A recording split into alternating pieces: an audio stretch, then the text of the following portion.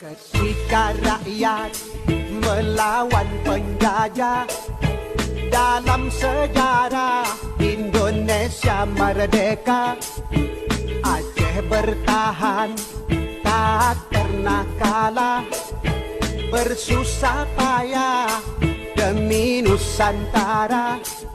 Soekarno-Hatta ke Aceh datang, mohon bantuan untuk bangun negara. Rakyat menyumbang 2 kapal terbang, cikal bakalnya PT Garuda. Kala agresi Belanda kedua, Soekarno-Hatta ditawan Belanda. Mr. Safruddin Prawira Negara kendalikan RI di Aceh Sumatera.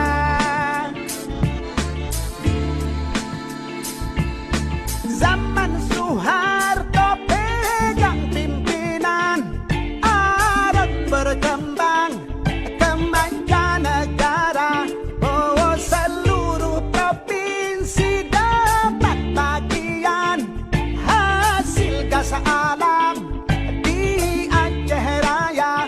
Oh, janganlah Aceh Tuhan lupakan yang telah berjasa seumur masa. Oh, cinta yang ikhlas mari wakafkan negeri yang aman, rakyat sejahtera.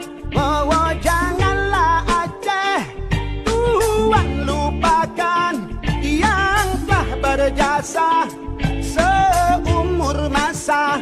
Oh, cinta yang ikhlas mari wakafkan negeri yang aman, rakyat sejahtera.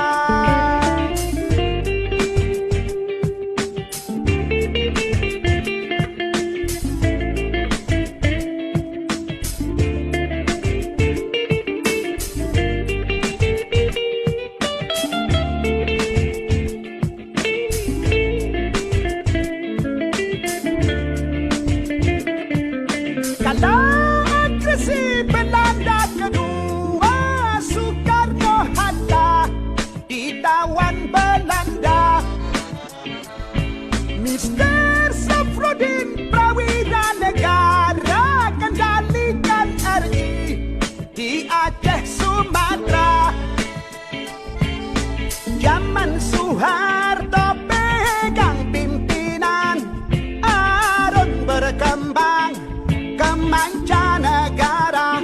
Oh, seluruh provinsi dapat bagian hasil gas alam di Aceh Raya.